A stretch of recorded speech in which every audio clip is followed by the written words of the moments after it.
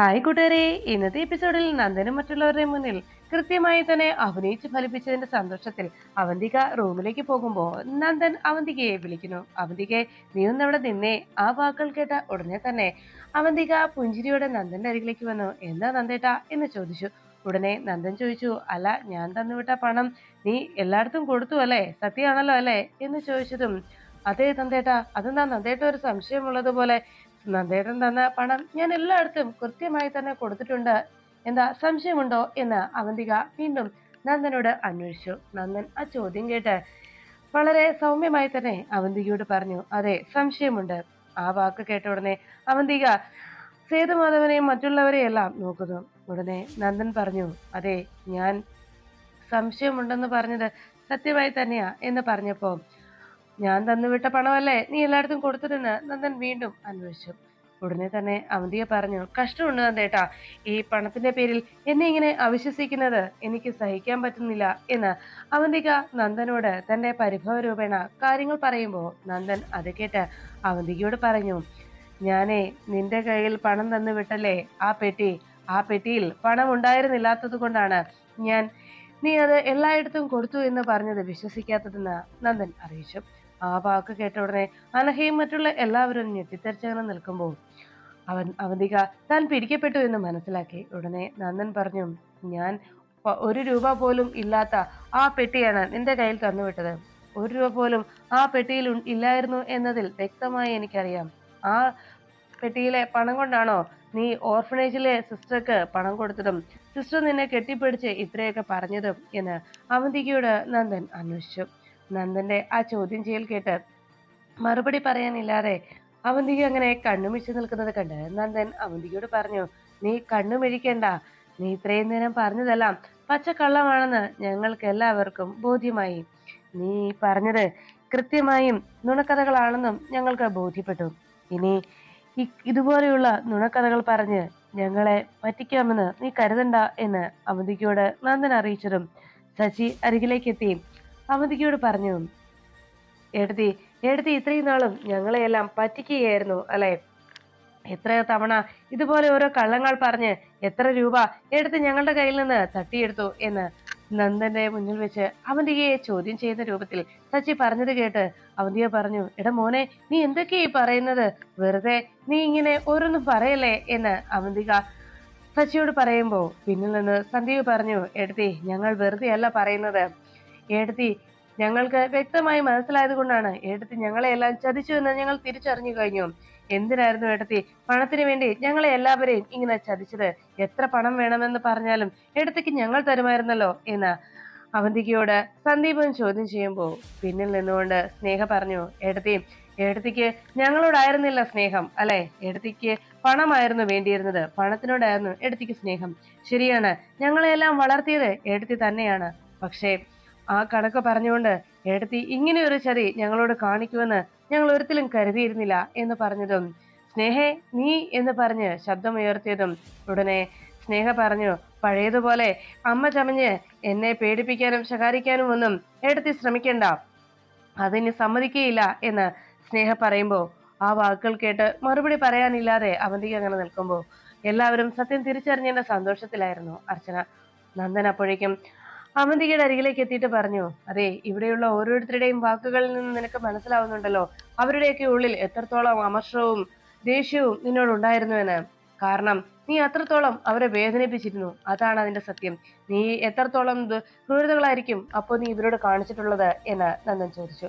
ഇതൊക്കെ ഞങ്ങളാരും വെറുതെ ഒരു ഊഹാപോഹം കൊണ്ട് പറയുന്നതല്ല എന്ന് പറയുമ്പോ അവന്തിക ഞെട്ടലോടെ നന്ദനെ നോക്കി. അപ്പോഴാണ് അവന്തികയുടെ ആ സംശയത്തിന് മറുപടി എന്നോണം നന്ദൻ ആതിരയെ വിളിക്കുന്നു. ആതിര അപ്പോഴേക്കും റൂമിന് പുറത്തേക്ക് ഇറങ്ങി വന്നതും അകത്തേക്ക് നോക്കി ഇറങ്ങി വരാനായി ആരോടോ പറയുന്നതായി ആതിര സംസാരിക്കുന്നത് അവന്തിക കേട്ടു. അപ്പോഴേക്കും അവന്തികയുടെ മുന്നിൽ നിന്നിരുന്ന നന്ദൻ അവിടെ നിന്ന് മാറുന്നു. ആതിരയോടൊപ്പം പുറത്തേക്ക് ഇറങ്ങി വന്ന ടീനയെ കണ്ട് ആകെ ഞെട്ടി നിൽക്കുകയാണ് അവന്തിക. എല്ലാ സത്യങ്ങളും പുറത്തായി എന്ന് ടീനയുടെ നാവിൽ നിന്ന് സത്യങ്ങളൊക്കെ എല്ലാവരും തിരിച്ചറിഞ്ഞുവെന്ന് അവന്തിക മനസ്സിലാക്കുന്നു. ആകെ ഭയന്ന് വിറച്ച് ഇനി എന്ത് താൻ ചെയ്യുമെന്നുള്ള ആലോചനയിൽ അവന്തിക അങ്ങനെ നിൽക്കുമ്പോൾ ടീന ആതിരയോടൊപ്പം മുന്നിലേക്ക് വന്നു. ആതിര ടീനയുമായി അവിടേക്ക് എത്തിയതും അർച്ചന പറഞ്ഞു, ടീന എല്ലാ സത്യങ്ങളും ഇതിനോടകം ഇവിടെ ബോധ്യപ്പെടുത്തി കഴിഞ്ഞു. ഇത്രയും നാളും കമ്പനിയിൽ നിന്നുണ്ടായ പണത്തിന്റെ നഷ്ടത്തെക്കുറിച്ച് വ്യക്തമായി അതിന്റെ തെളിവ് സഹിതം ഇവിടെ ടീന കുറ്റസമ്മതം നടത്തി. കഴിഞ്ഞ ദിവസം നടന്ന സംഭവങ്ങൾ ഉൾപ്പെടെ ഒരു മാപ്പ് സാക്ഷിയായി ഈ 1.5 കോടിയുടെ എല്ലാം കണക്കിന്റെ കാര്യങ്ങളെല്ലാം കൃത്യമായി ഇവിടെ പറഞ്ഞുകൊണ്ട് മാപ്പ് സാക്ഷിയായി നിൽക്കുകയാണ് ടീന ഇപ്പോൾ. എടുത്തി ഇനി എടുത്തിക്ക് ഒരു രീതിയിലും ടീനയിൽ നിന്നോ മറ്റുള്ളവരിൽ നിന്നോ രക്ഷപ്പെടാൻ കഴിയില്ല എന്ന് അവന്തികയോട് അർച്ചന അറിയിച്ചു. ഉപ്പ് തിന്നവൻ തീർച്ചയായിട്ടും വെള്ളം കുടിക്കുക തന്നെ ചെയ്യും എന്ന് അർച്ചന അറിയിച്ചു. പാവം ഞങ്ങളുടെ അനൂപേട്ടനെ അന്ന് പണത്തിന്റെ കാര്യം പറഞ്ഞ് ഞങ്ങളുടെ അനൂപേട്ടനാണ് ആ പണം മുഴുവൻ തട്ടിയെടുത്തതെന്ന് വരുത്തി തീർക്കാനുള്ള ശ്രമം ഏടത്തിയുടെ ഭാഗത്തു നിന്ന് പലതവണ ഉണ്ടായില്ലേ എന്ന് ചോദിക്കുമ്പോൾ ആതിര അവിടെ നിന്ന് പറഞ്ഞു, എന്റെ അനൂപേട്ടൻ ഒരിക്കലും അങ്ങനെ ഒരു കളവ് നടത്തില്ല എന്ന് ഞാൻ പറഞ്ഞപ്പോ അന്ന് എന്റെ ഏട്ടനെയാണ് കുറ്റക്കാരനാക്കാൻ ഏടത്തി ശ്രമിച്ചത്. എന്റെ ഏട്ടൻ 1 രൂപ പോലും ആരുടെയും കയ്യിൽ നിന്ന് വെട്ടിച്ച് എടുക്കുകയില്ല. അന്ന് അത് ഞാൻ പറഞ്ഞപ്പോ ഏട്ടൻ തന്നെ ചെയ്തു എന്ന് പറഞ്ഞ് എത്രത്തോളം എന്റെ കുടുംബത്തെ അപമാനിച്ചു. അന്ന് ഒരു കുഞ്ഞിനെയും വയറ്റിലിട്ട് ഞാൻ ദൈവത്തോട് കരഞ്ഞ് പ്രാർത്ഥിച്ചതിന്റെ ശിക്ഷയാണ് ഇപ്പോ ഈ സത്യങ്ങളൊക്കെ പുറത്തു വന്നത് എന്ന് ആതിര പറയുമ്പോൾ അരികിൽ നിന്ന് നന്ദൻ അവന്തികയോട് പറഞ്ഞു, അവന്തിക, നീ ഇനി ഞങ്ങളെ ആരെയും തെറ്റിദ്ധരിപ്പിക്കാനോ ഇനിയും എന്തെങ്കിലും നുണക്കഥകൾ പറഞ്ഞ് രക്ഷപ്പെടാനോ കഴിയില്ല. നീ ഇവിടെ നിന്ന് ഓർഫനേജിലേക്കും പല മാസങ്ങളിലായി പലപ്പോഴായി അവിടേക്ക് കൊടുക്കേണ്ടിയിരുന്ന ഫണ്ടുകൾ പലതും നിനക്ക് ഓരോ ആവശ്യങ്ങൾ പറഞ്ഞ് നിന്റെ അക്കൗണ്ടിലേക്ക് മാറ്റിയതിനെ കുറിച്ചൊക്കെ കൃത്യമായി ടീന ഇവിടെ വെളിപ്പെടുത്തി കഴിഞ്ഞു എന്ന് പറഞ്ഞപ്പോ നന്ദനെ വിളിച്ച് അവന്തിക പറഞ്ഞു, നന്ദേട്ടാ ഞാൻ എന്ന് പറഞ്ഞ് സംസാരിക്കാൻ ഒരുങ്ങുമ്പോഴേക്കും നന്ദൻ പറഞ്ഞു, വേണ്ട അർച്ചന, അവന്തിക, നീ കൂടുതലൊന്നും ഇവിടെ പറയണ്ട. നിനക്ക് ഇക്കാര്യത്തിൽ യാതൊരു ക്ഷമയുമില്ല. യാതൊരു രീതിയിലും നിന്നോട് ഞങ്ങൾ ശ്രമിക്കില്ല.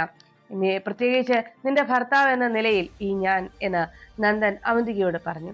ഇനിയും തനിക്ക് ആകെയുള്ള ആശ്രയം സേതുമാധവനാണെന്ന് മനസ്സിലാക്കിയതോടെ സേതുമാധവന്റെ അരികിലേക്ക് ഓടിയെത്തി അവന്തിക, അച്ഛാ, എല്ലാവരും ഇതെല്ലാം കേട്ട് എന്നോട് വലിയ ദേഷ്യത്തിലാണെന്ന് എനിക്കറിയാം.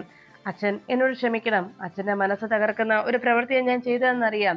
എങ്കിലും അച്ഛൻ എന്നോട് ക്ഷമിക്കണം എന്ന് അവന്തിക സേതുമാധവനോട് ആവശ്യപ്പെട്ടതും സേതുമാധവൻ വേഗം അവിടെ നിന്ന് എഴുന്നേറ്റു. അവന്തികയെ ഒന്ന് നോക്കി തന്റെ കണ്ണട കയ്യിലെടുത്തിട്ട് ആ നിമിഷം അവന്തികയുടെ കരണം പോയിക്കുമാറ് ഒന്ന് നൽകി. അങ്ങനെ അവന്തികയുടെ കർണത്തൊരടി കിട്ടിയതും നന്ദൻ വലിയ സന്തോഷത്തോടെ പുഞ്ചിരിച്ചങ്ങനെ നിൽക്കുമ്പോൾ ആ വീട്ടിലുള്ള മറ്റെല്ലാവരും ഞെട്ടിത്തെറിച്ചു നോക്കി. സേതുമാധവൻ പറഞ്ഞു, ഒരു മനുഷ്യനെ ഈ അവസ്ഥയിലാക്കിയിട്ട് നീ എന്റെ അടുത്ത് വന്ന് എന്നോട് മാപ്പ് പറയുന്നോ? ഇത്രയേറെ വിശ്വാസവഞ്ചന നീ കാണിച്ചിട്ട് ഒരു ഉളുപ്പമില്ലാതെ എന്റെ അരികിൽ വന്ന് ക്ഷമ ചോദിക്കുന്നോ എന്ന് പറഞ്ഞതും സേതുമാധവൻ അവന്തികയോട് പറഞ്ഞു, ഈ ഉള്ളവരോട് എല്ലാവരോടുമാണ് നീ ഇങ്ങനെ ഒരു വിശ്വാസവഞ്ചന കാണിച്ചത്. ഇവിടെ എല്ലാവരും അവരവരുടെ അഭിപ്രായങ്ങൾ പറഞ്ഞു നീ കേട്ടല്ലോ. നിനക്ക് യാതൊരു നാണവും തോന്നുന്നില്ലേ അവന്തിക? പാവപ്പെട്ട കുഞ്ഞുങ്ങളെ കുറിച്ച് നീ വലിയ അഭിമാനത്തോടെ ഇപ്പൊ പറഞ്ഞല്ലോ. അച്ഛനമ്മമാരില്ലാത്തവരെ കുറിച്ച്, ആ പിഞ്ചു കുഞ്ഞുങ്ങളെ കുറിച്ച്, ആ അനാഥരായ കുട്ടികളെ കുറിച്ച്, അച്ഛനമ്മമാരില്ലാത്തതിന്റെ വിഷമം തിരിച്ചറിയാൻ കഴിയും നിനക്ക് എന്നൊക്കെയല്ലേ നീ ഇപ്പോൾ ഇവിടെ പറഞ്ഞത്. അങ്ങനെ ഒരു തിരിച്ചറിവ് നിനക്കുണ്ടായിരുന്നെങ്കിൽ ഒരിക്കലും ഇങ്ങനെ ഒരു പ്രവൃത്തി നിന്റെ ഭാഗത്തുനിന്ന് ഉണ്ടാകുമായിരുന്നില്ല അവന്തിക. നിനക്ക് ആ പറഞ്ഞതിൽ അല്പമെങ്കിലും ആത്മാർത്ഥത ഉണ്ടായിരുന്നോ? അത് നിന്റെ ഈ നാവിൽ നിന്ന് എനിക്ക് അങ്ങനെ ഒരു ആത്മാർത്ഥത നിനക്കുണ്ടായിരുന്നുവെന്ന് നിന്റെ ഈ പ്രവൃത്തിയിൽ നിന്ന് എനിക്ക് തോന്നുന്നില്ല എന്ന് സേതുമാധവൻ അവന്തികയെ താക്കീത് ചെയ്യുമെന്നും പറയുന്നു. ഒരു കാര്യം കൂടി എനിക്ക് നിന്നോട് പറയാനുള്ളത്, പല ആവർത്തി ഞാൻ നിന്നോട് പറഞ്ഞിട്ടുണ്ട്. വേര് തന്നെ വിളവ് തിന്നാൽ ആ വേല് തന്നെ ഞാൻ അങ്ങ് മുറിച്ചു കളയുമെന്ന് നിന്നോട് ഞാൻ പറഞ്ഞിട്ടുണ്ട്. എന്തായാലും അവന്തികയെ ഇതിന് ഒരിക്കലും എനിക്ക് ക്ഷമിക്കാൻ കഴിയില്ല.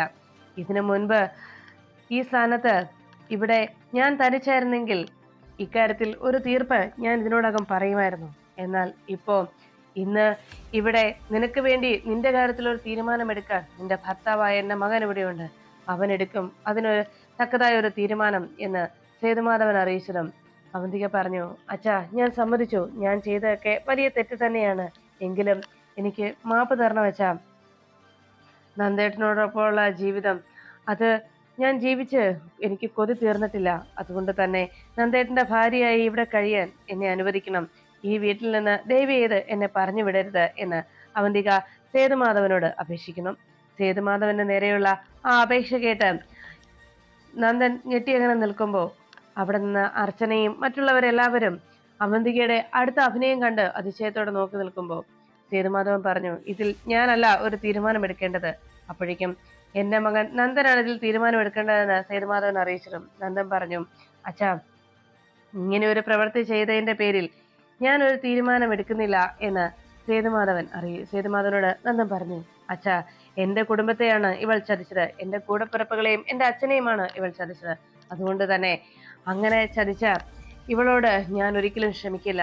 അങ്ങനെ ഇവളെ ഞാൻ ക്ഷമിച്ചു കഴിഞ്ഞാൽ ഇവൾ നാളെ എന്നെയും ചതിക്കും. അതുകൊണ്ട് അച്ഛന്റെ മകൻ എന്ന നിലയ്ക്ക് എന്ത് തീരുമാനം അച്ഛനെടുത്താലും അതിൽ ഞാൻ പിന്തുണയ്ക്കും, അത് തീർച്ച എന്ന് നന്ദൻ സേതുമാധവനെ അറിയിച്ചു.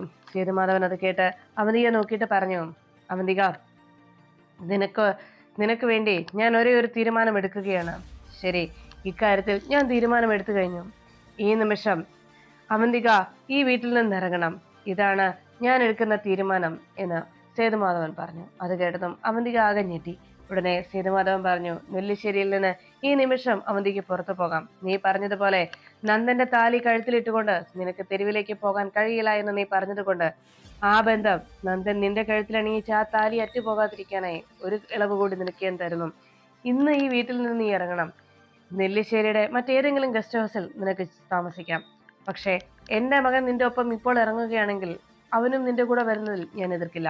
എന്നാൽ നീ ഈ വീട്ടിൽ ഇനി താമസിക്കാൻ ഞാൻ സമ്മതിക്കില്ല എന്ന്. ഇന്ന് നഷ്ടമായ ആ വിശ്വാസം, പണം പോയത് വീണ്ടും വരും, എന്നാൽ ഇന്ന് എനിക്ക് നഷ്ടമായ വിശ്വാസം അതൊരിക്കലും ഇനി തിരിച്ചു വരില്ല. അതുമാത്രമല്ല, മരുമകളായ നിന്നെ ഞാൻ എൻ്റെ മകളായാണ് സ്നേഹിച്ചത്. അതാണ് എനിക്ക് പറ്റിയ തെറ്റ്.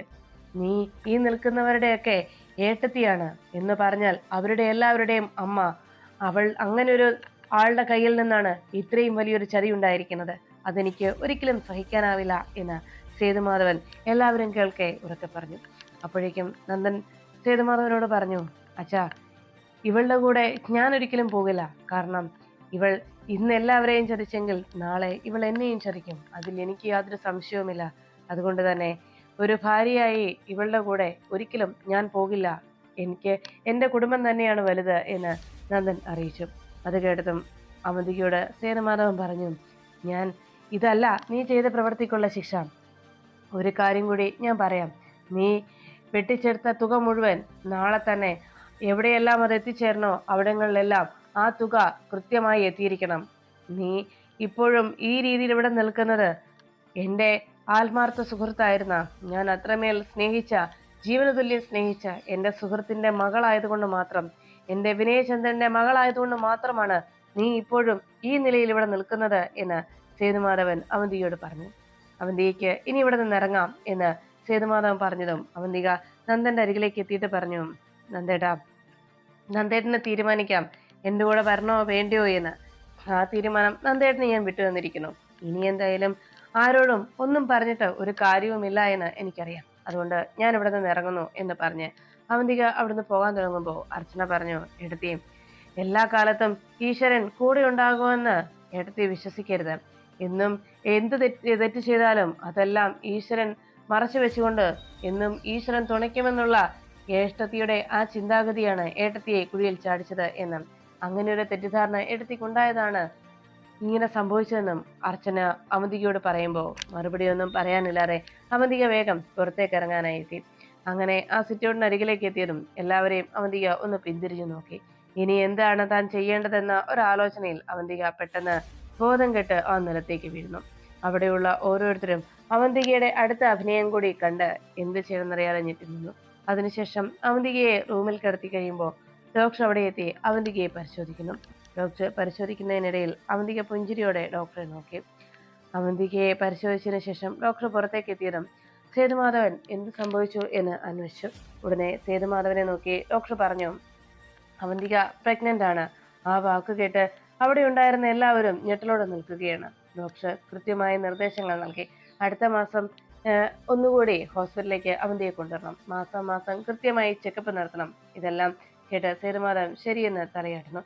ആൾക്ക് നല്ല കെയർ നൽകേണ്ട സമയമാണ് ആദ്യത്തെ 3 മാസം എന്നുകൂടി പറഞ്ഞു. സേതുമാധവനും എല്ലാവരും ആകെ തകർന്നു നിൽക്കുമ്പോൾ അവന്തിക പ്രഗ്നന്റ് ആണ് എന്നുള്ള ആ വാക്ക് കേട്ടതോടെ നന്ദൻ ആകെ ഞെട്ടുന്നു. നന്ദൻ ആകെ ഞെട്ടലോടെ അങ്ങനെ നിൽക്കുമ്പോൾ സച്ചി ഉടനെ സേതുമാധവനോട് ചോദിച്ചു, അച്ഛാ, ഏടത്തിയെ ഈ അവസ്ഥയിൽ എന്ന് ചോദിക്കുമ്പോൾ ഉടനെ അവിടെ നിന്ന് അനഘ പറഞ്ഞു, വേണ്ട, ഇനി നിങ്ങളുടെ ആരുടെയും ഔദാര്യം വേണ്ട. എന്റെ ചേച്ചിയും ഞാനും ഈ നിമിഷം ഇവിടെ നിന്ന് ഇറങ്ങിക്കോളാം. അതാണല്ലോ ഇവിടെ തീരുമാനിച്ചിരിക്കുന്നത് എന്ന് പറഞ്ഞപ്പോ സ്നേഹ പറഞ്ഞു, അനഘ ഇക്കാര്യത്തിൽ തൽക്കാലം തീരുമാനമൊന്നും പറയണ്ട, ഏട്ടന്മാരും അച്ഛനും തീരുമാനിച്ചോളും എന്ന് പറഞ്ഞതും അനഘ പറഞ്ഞു, പിന്നെ എന്റെ ചേച്ചിയുടെ കാര്യത്തിൽ ഞാനല്ലേ തീരുമാനം പറയുന്നത് എന്ന് ചോദിച്ചതും ഉടനെ സന്ദീപ് പറഞ്ഞു, അനഘ നിന്നോടാ പറഞ്ഞത് സംസാരിക്കേണ്ടെന്ന്, മര്യാദയ്ക്ക് നിൽക്കുന്ന നിനക്ക് നല്ലത് എന്ന് പറഞ്ഞതും ഇക്കാര്യത്തിൽ ഞങ്ങൾ തീരുമാനം പറയും എന്ന് സന്ദീപ് അറിയിച്ചതും അനഘ പറഞ്ഞു, ഇപ്പൊ തന്നെ തീരുമാനമായി കഴിഞ്ഞല്ലോ, ഞാനും എന്റെ ചേച്ചിയും ആർക്കും ഒരു ബാധ്യതയായി നിൽക്കുന്നില്ല, ഞങ്ങൾ പോയിക്കോളാം എന്ന് പറയുമ്പോൾ അവന്തിക ബാഗുമായിട്ട് നേരെ ഹാളിലേക്ക് എത്തി. അനഘ അവന്തികയോട് പറഞ്ഞു, ചേച്ചി ഞാൻ ചേച്ചിയെ വിളിക്കാനായി വരികയായിരുന്നു എന്ന് പറഞ്ഞതും അനഘയുടെ ആ മറുപടി കേട്ട് അവന്തിക പറഞ്ഞു, എനിക്കറിയാം, എന്നെ ഇവിടെ നിന്ന് പോകാനായി എനിക്കെതിരെയുള്ള തീരുമാനം അറിയിച്ചു കഴിഞ്ഞല്ലോ, ഇനിയും ഞാൻ ഇവിടെ നിൽക്കുന്നതിൽ എന്താണ് അർത്ഥമുള്ളത്? അതുകൊണ്ട് ഞാൻ ബാഗൊക്കെ റെഡിയാക്കി ഇറങ്ങുക തന്നെയായിരുന്നു. ശരിയാണ്, ഈ കുടുംബത്തോട് ഞാൻ ഇങ്ങനെ ഒരു തെറ്റ് ചെയ്തു, അത് സത്യം തന്നെയാണ്. പക്ഷേ എന്തായാലും ഞാൻ ഈ വീടിന്റെ പടി ഇറങ്ങേണ്ടവൾ തന്നെയാണ്. പക്ഷേ പണത്തിന്റെ പേരിൽ എന്നെ ഇങ്ങനെ ഒരു കള്ളി എന്ന മുദ്ര കുത്തി ഇവിടെ നിന്ന് ഇറക്കി വിടുമെന്ന് ഞാൻ ഒരിക്കലും കരുതിയിരുന്നില്ല എന്ന് അവന്തിക പറയുമ്പോൾ എല്ലാവരുടെയും മനസ്സ് ആകെ തകരുന്നു.